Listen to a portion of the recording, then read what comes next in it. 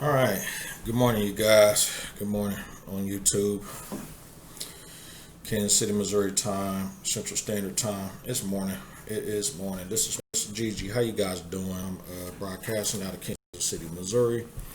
Another real estate informational video. Yes, you guys are like, dang, this dude did another video. Yes, I actually did another one. Yes, I squeezed one in out of the busy schedule I got, coronavirus, you name it, you know, you name it, the day of this pandemic, okay? So anyway, I want to address a few questions that I get from students, other coaches, students, and newbies that just, sit down, we have some coffee, beer together, whatever, and they say, hey, how can I get started or what their fears? So I'm going to address some questions and I'm going to answer these questions right here on this video, you guys. So make sure you guys grab a pen and paper, take notes. Again, please subscribe, like, share, comment in the post, please, so I can get some eyeballs on this. And make sure you share this, family, friends, and all other platforms, Twitter, Facebook, Instagram, you name it, it. So anyway, you might hear some coffee brewing in the background because I am a big coffee drinker. So I might get up from this video and get it if it gets done. I don't know. So anyway, though, let me take a look at this question. I got 3 questions here. Okay, so I had somebody asked me, and I'm going to keep the names kind of private. I won't put the information out there. What if the seller finds out I'm making money? Okay, so simple, straight to the point question. I'm giving a straight to the point answer. Okay. Some people's fear to start any type of wholesaling or real estate because they find out, oh my God, what if they're making money, or find out I'm making money, or oh my God, this or that or whatever it may be. Well, use a little common sense here, you guys. If there are hundreds of people on the internet, go to the internet, go to Google, go to Yahoo, go to Bing, okay, and type in wholesaling, type in creative finance, zero money down structures, type in subject to lease options, right? Type this stuff in, right? And this is no matter if it's commercial, residential, land, mobile homes, whatever type of real estate, doesn't matter, okay? Type that in. And if there are literally hundreds of people, with an S, hundreds of people that don't know each other, that's promoting that, hey, they're making money in real estate, right? They're actually promoting this stuff, right? That's a no-brainer. There's money here. There is money here, okay? That's a no-brainer, okay? And these people don't know each other, okay? So to answer that question, though, when the seller finds out I'm making money, man, it's simple like this, okay? You just be transparent to the seller, especially if they motivated, because we always, in this niche, we got to aim for motivated sellers. Not somebody who just want a house to sell, not somebody who just got a house on Google or just on Craigslist and talking about, well, I'm just want to go ahead and see how much money you going to give me for it. No, I'm motivated, all right? And you guys know my motivations, tax delinquent, divorce, the tired landlord who's tired of repairs and tired of tenants messing up their house. All right, and these are just examples, but not limited. There are way more than this, though. Code violations, with the city codes, keep hitting them with fees and warning signs. The probate and the inheritance list, in my opinion, the inheritance list is way better than probate because you ain't got to sit around and wait for probate to happen. The arrest record list, people were actually arrested, and these people make money. Shit, is they property? They sitting in jail. They broke. They got to pay taxes, food, eat like they got to do, or go to get bailout money. That is a reason. That is a motivation. I don't care what anybody say. That's a motivation, and you could put that deal together while they locked up. There are actual what we call mobile notaries that'll go to that place, bring that person the paperwork and have them sign it, or you can have your attorney walk in there, or set it up with a bail bondsman, something. Okay, something can happen. Hell, you can go down there yourself. Okay, all right, but these are just a couple of examples of these lists. Okay, so, but anyway, seller finds out I'm making money, just tell me, hey, look, I'm in it to make money. Okay. the problem is they'll say, well, what about the paperwork? Okay, it'll come out in the paperwork. It's simple. Go back to my previous video. I'm going to repeat it now. Go back to my previous video. I talked about investor-friendly title companies and investor-friendly real estate closing attorneys. Go back to that video. Go back to it. All right, you'll see it. Okay. You have to tell them that you want a seller side only HUD or settlement statement with the numbers pertain to the seller, right? And then you want a buyer side only HUD or settlement statement where the numbers only pertain to the buyer. Okay, that's how you keep them separate. Now, theoretically speaking, you would think that they would actually do that. You would think, that's common sense, but no, believe it or not, a lot of title companies will not do it. You'll hear, oh no, we got to expose everything to everybody. That's not really true, but that's just the way they do business, and that's why I press the issue that every title company does not do business the same way as probably the next 20, 30 around the world does. Everybody's not the same. And same thing for attorneys. They don't do business the same. They just don't, all right.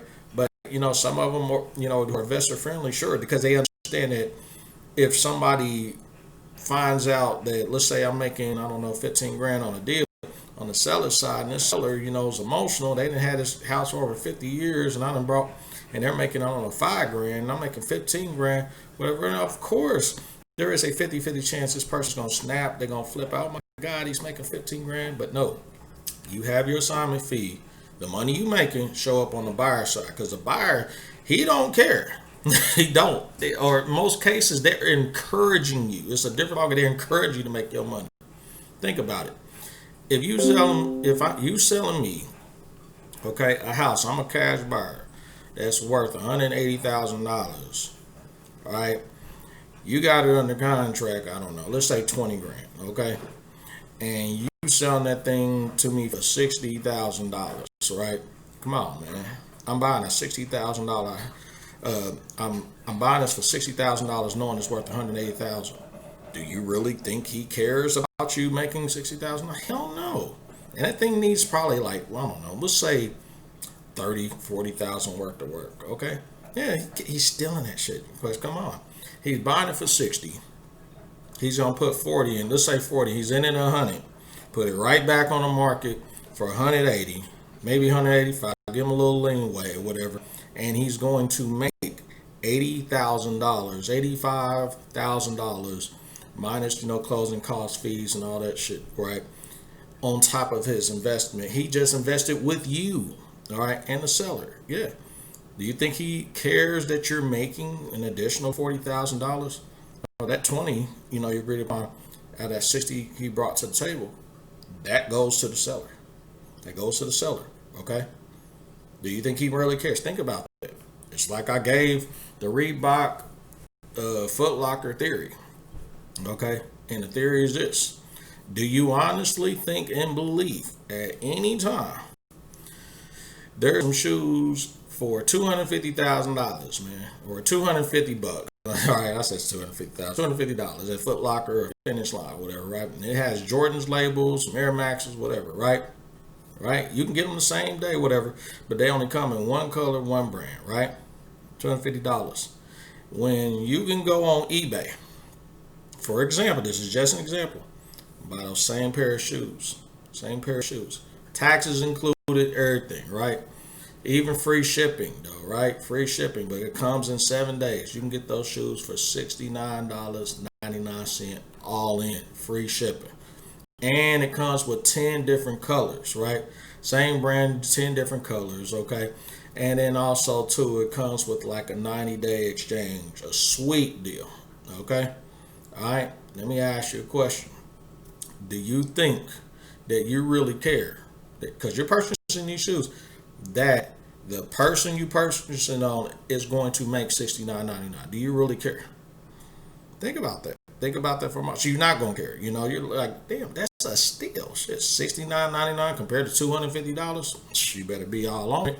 And they brand new and got 90-day warranty. Something that somebody's not offering. Come on, man. Wake up here. So to answer your question, when if the seller finds out I'm making money, man, in most cases, though, separate the documents, but make sure that title company can separate the documents. And also too, when they separate the documents, make sure you are the first to see the settlements statements and see the HUD forms before they are distributed to each of the parties. You are the first. Remember, you're the wholesaler. You are putting the deal together, right?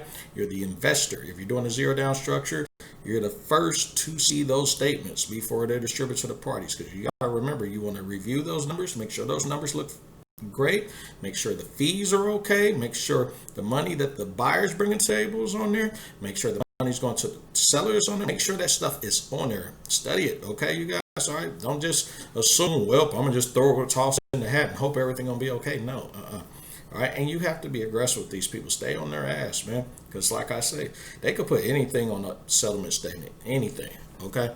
Anything on a HUD-1 form or whatever. So you want to study that form and be the first to see those forms. Then once you okay those forms, say, okay, everything is good or whatever, email them back, contact them back, everything's good on my end. Go ahead and send them to the other parties. You know, because you want the approval. This is your deal. You want to make sure this deal goes smooth, okay? Anything that messes up is your fault.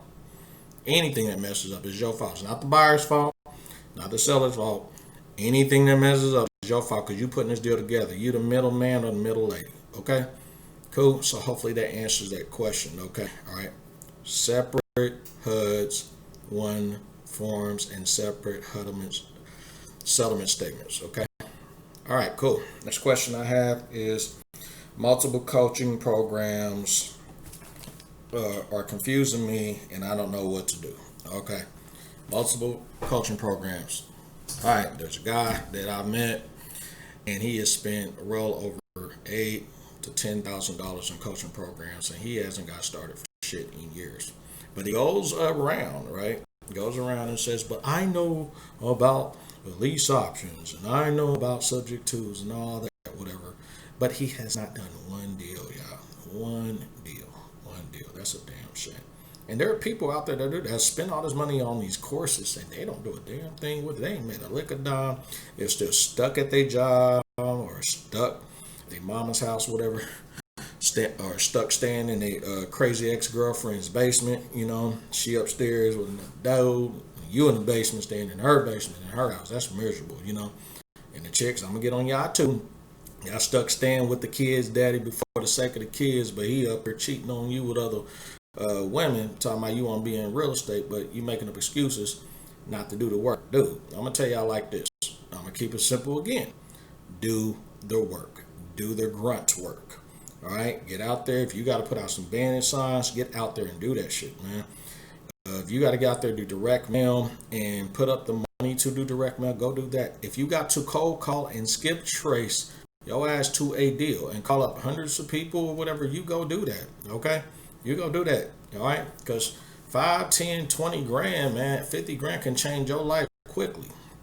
I had somebody, man, told me, man, I'm not going to put her information out there. She probably watching this video. You know what I'm talking about.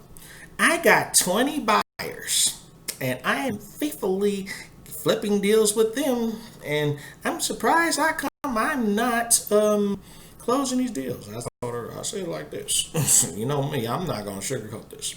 When you're wholesaling, when you're in a zero down structure game, man, I don't care what it is, any list, right, you got to keep stacking that list fat. Big, juicy buyers on a daily and keep that list fresh. All right, I'm not talking 20. You have to have hundreds with an S, hundreds, and in some cases thousands. Okay, a good firm list is about 2,000, 3,000 buyers, in my opinion. You're doing pretty good if you got on the low 500 on the low. But if you keep stacking that list daily, you're gonna always close out the competition. Because you got to remember, everybody on your list are not just investors. Yeah, you didn't know that, did you? These people are cash buyers who buy houses and land or any type of commercial real estate for not only investment purposes, but there's also people who like to buy them for personal. That's right. Where they don't necessarily care about the numbers per se. They only care about the best interest of them because they're making a personal, emotional interest into this thing. You understand? All right. And that's why it's important. Stack the list up. You watch this video, you know what I'm talking about, okay? Stack your list up. Get up off your butt. Quit complaining. Oh my God, I don't know why. I hate wholesaling. It gets in the way. And no, get up off your butt and do the work. Okay? Checks are not just going to rain to you just because you've done a few deals. Okay, you done a few deals and figure, okay, I'm comfortable with my little 20 buyers or my 20 little sellers or whatever, and I should be cool, so I can just send it out to them because I could. No, there's no such thing. Tom Cruise said on his video, there's no such thing as a reliable buyer. What the hell is a reliable buyer? Because yeah, I remember these buyers are smart, man. They're cash buyers. Okay, in most cases they are a little smart. However, they will guilt you into a situation where you're going to end up depending on them, being a CBE, cash buyer employee, that's what they say, and wholesaling INC. You do not want to do that. You don't want to do that. Don't put yourself in that messed up situation. So keep stacking your buyers list because these buyers can run out of money at any time. They also too are spending money with other wholesalers like us, though, investors like us. Some of them might be getting a divorce, man, and the ex husband, the ex-wife might have took that stuff, man, or you had to spend that stuff in court. You never know. But keep stacking your list up. I'm telling you, I've had a buyer, one of my buyers that buy from me, and his famous motto is, I like to keep my guys working. But I'm also looking for deals. Okay, but I'll toss this guy at, let's say, 5 deals, whatever. And if the deals don't work out for him, the deals don't work for him. Understand? I'm not going to go ahead and keep tossing my deals to 20 people, just 20 buyers, and thinking, well, my 20 buyers going to buy it. No, I'm going to market on Facebook, Craigslist, or my bandit signs or whatever, right? Cold calling doesn't matter, to every buyer that I can, so I can close the hell out of that deal. I want to get paid, all right? For real. If I got to market to thousands of these people, I got to do it. Because remember, at the end of the day, how many buyers we need to close the deal to make money? One. That's it. One deal, one buyer, end of story, okay? Go get Gary Keller's book, The One Thing. Go read that book. Quit trying to juggle everything and do multiple stuff, and you haven't done the work, right? And multiple advertising methods. Find one advertising method, find one marketing method, right? And focused, okay? Trying to juggle multiple items or whatever, People think in their mind they can be a juggler, but you can't juggle everything. You got to focus on one thing. You focus on one thing in life, right? Your life will get blessed. God will come in your life and bless you in ways you wouldn't even expect it. Okay? Cool. All right. There's my rant. Okay. Last question. Okay. Mr. Gigi, I'm scared to start due to rejection issues. Okay. Last question. Okay. All right. So got grown ass people, okay? These people are not only in my life, these are people I associate with. 30s, 40s, 50s, 60s, are scared as hell of rejection. The word no, or I'm not interested, or whatever. I'm gonna tell you this, man. That rejection starts right back when you was a child, man. When you was a child, okay? My daughter, as the date of this video, is 11 years old, and I'm teaching her right now that she must be in a position to accept rejection. Rejection is a part of life, okay? You're going to end up going to job interviews. You're going to have boyfriends. You're going to have homegirls, whatever it may be. It don't matter. Business associates. Somebody going to reject you, man. And you have to be able to just take it as a grain of salt. Okay, great. Thank you very much. It was nice doing business with you. Have a nice day. Or, oh, okay, great. Cool. You're not interested? Okay, great. And walk away. That's it. That's it. Because as many people saying no, you still got to get that one yeah, homie. That one yes. That one, okay, cool. Because you got to remember, everybody's not going to do business with everybody. And everybody's not going to cooperate with everybody. Everybody got their own way of doing business. Everybody got their own way of cooperating and doing things. Everybody is different in their own way. No matter what race you are, no what religion you are, or whatever, okay? Just like I'm here in Missouri, all right, in the USA, right? So for some of you guys who are watching around the world, there's somebody over in Pakistan, Europe, Jamaica. It don't matter, right? They're going to do business a little different or way different than what I do here. You understand? And also they're going to do business different out there way different than here. It's just different. Okay, but they'll do things the same. It's just different. You understand? We got gas stations here like Quick Trip gas station, for example, and Phillips 66 slash Conoco gas station. Okay, these gas stations are nice at Quick Trip, in my opinion. Right, clean bathrooms, very good customer service, in my opinion. Okay, you go to there and you see their service versus BP, you can see a big ass difference. You just can. Okay, the quality of service, the way the staff treats you. You know, if you got any questions, how fast they are at the register. You know, if you spilled your drink, they're like, "Oh, no problem. Go out there, fix you another one." You know, whatever. You know, walking out of the door, dropped your hot dog on the ground, whatever. You know, they are different. These other companies, in some cases, not all the time, in some cases, now, well, that's not our problem. You dropped your hot dog. That's not a problem. You dropped your drink. You know, at a company where one day, all right, here in Kansas City, all right, we're the Kansas City Chiefs fans. Okay, all you 49ers fans out there who watching this video in California, yeah, we won. Okay, so don't comment in my section talking that stuff. Okay, yeah, we won the Super Bowl. Yeah, 40 whiners. Yeah, all right. So anyway, I walked out a store carrying a 20 pack, man, a Bud Light, man, one night, and all of a sudden, man, it was brittle and that thing crashed. Beer everywhere, man. Bottles broke and everything. And this gas station, it was at a Shell gas station out here, and they told me, I don't know what to tell you. That's not our problem. I called the corporate office, complained. Oh, we'll go look into it, and they ghosted me. Yeah, they ghosted me. Yeah, I tried and everything. I just left it alone. There was $16 down the drain. You know, I couldn't do nothing about it. I couldn't do nothing about it. You know, but what's crazy about it is I went to another type of Shell gas station, and a similar situation happened. Just a similar situation kind of happened, and guess what? They allowed me to replace that beer. You know, or replace that drink or the item that I had or whatever. You know, you understand? So no matter if it was me for somebody else, at the end of the day, I went and got it, and I replaced it. You know, that's it or whatever. So again, and remember, these are the same franchises, but everybody does business different. So you have to understand that, okay?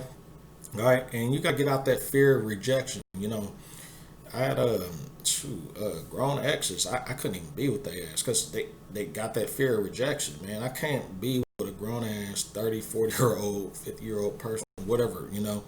Oh my God, I'm going to get rejected. And grown man too, man. You know, just being around them, you know. Scared of rejection. Oh my God. Dude, in order for you to get rid of your fear of rejection, man, go out in life. It doesn't matter, right? Job interviews to me are the best examples. Apply for about 30 jobs, okay? You don't necessarily have to qualify for the jobs, okay? Go to the interview, answer their questions, and see how many yeses, how many no's you get, or sorry's, but somebody is more qualified than you, or you found another candidate in your email rejection messages. Guess what you're doing? You're learning how to accept rejection. Okay?